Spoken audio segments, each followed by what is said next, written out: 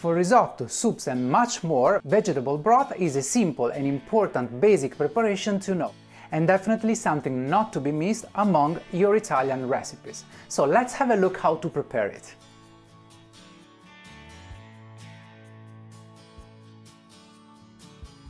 Hi everyone, this is Davide, this is my kitchen, and this is Cook Italian with Davide, my channel where I teach you how to cook Italian recipes.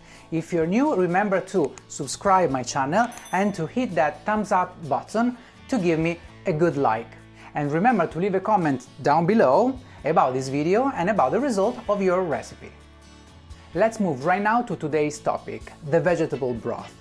Vegetable broth in the Italian cuisine is used for the preparation of many dishes, including risotto, soups and sauces. It is also the only broth allowed in vegetarian and vegan nutrition, because it doesn't contain any animal products.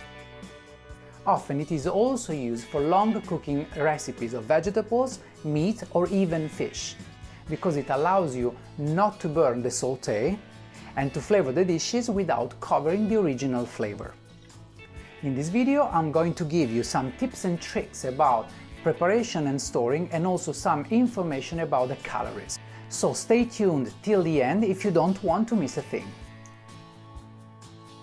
For this recipe we need 4 main ingredients: onion, celery, tomato and carrot.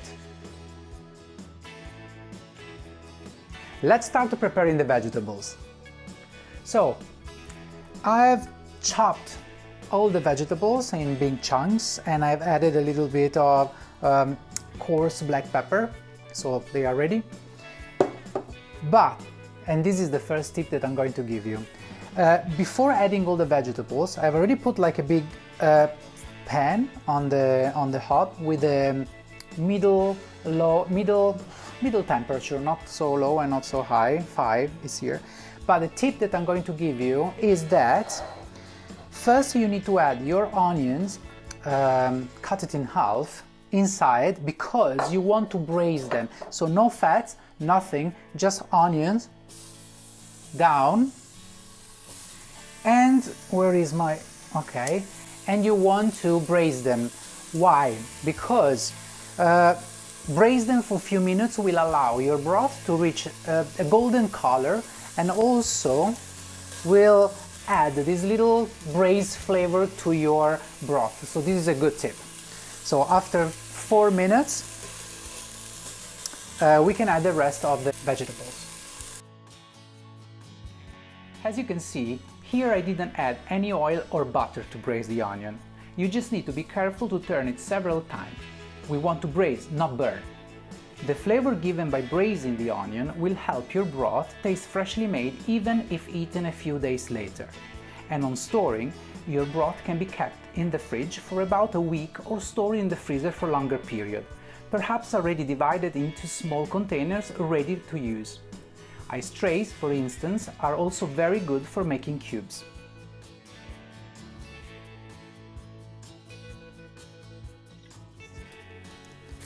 Once we have braised our onions like so, is the time to add the rest of the vegetables.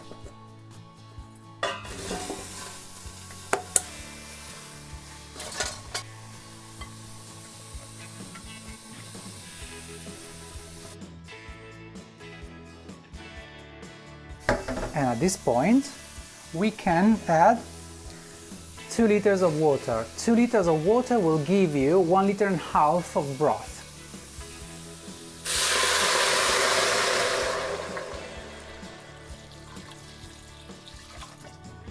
After adding the water, now we need to, the water needs to boil. And when the water starts boiling, at that point we can lower the temperature, because our broth needs to simmer gently for 1 hour. So first we need to let our water boil, and then after we can slowly go down with the temperature and let it simmer. So I'll see you later.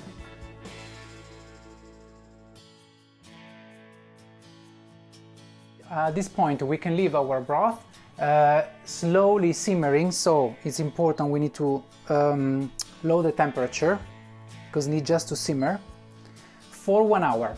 After 1 hour our broth will be ready, so after 1 hour we can put some salt, we can adjust with salt, and then we'll be ready. So I see you later.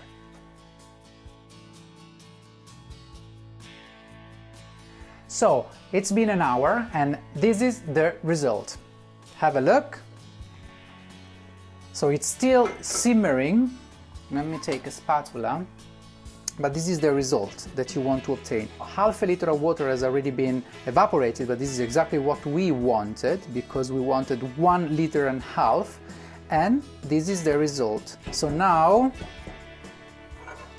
it's the moment to add salt.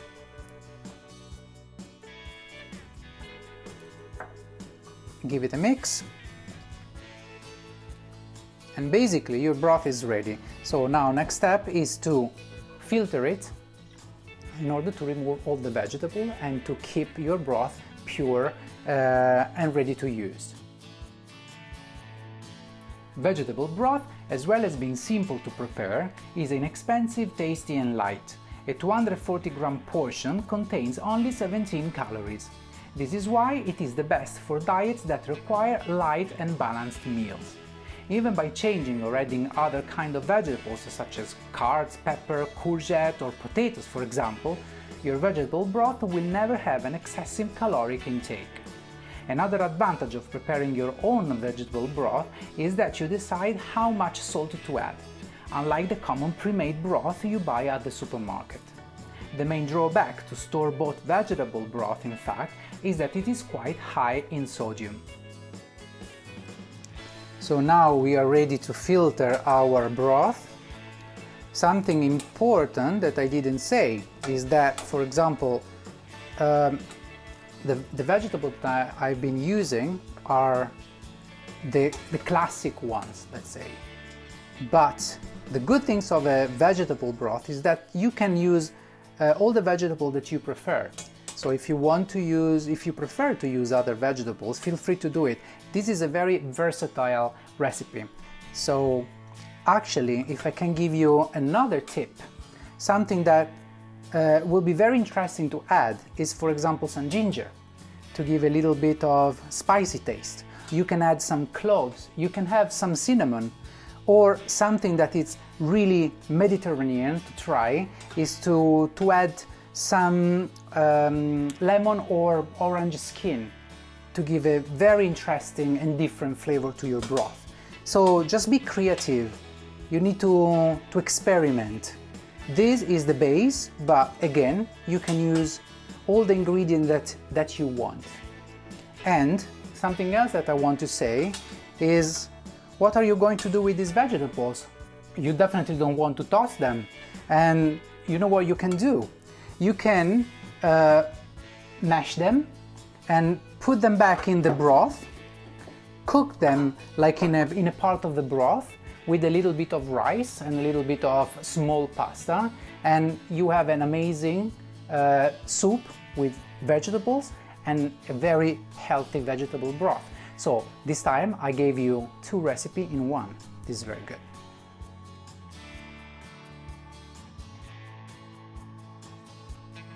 And this is the final result. Our broth completely filtered and ready to be used in your recipes. So you can use it for preparing an amazing risotto, for preparing a soup, or for wherever you prefer. I personally like it also exactly like this, because it is extremely tasty and healthy. This is very tasty. So I hope that you enjoy this recipe. Again, if you're new to the channel, remember to subscribe, remember to give me a thumbs up, and I will see you next time for other recipes. Remember also to leave a comment below if you like this video, if you want to see something different, or if you want me to cook a specific Italian recipe. So thanks, and to the next recipe.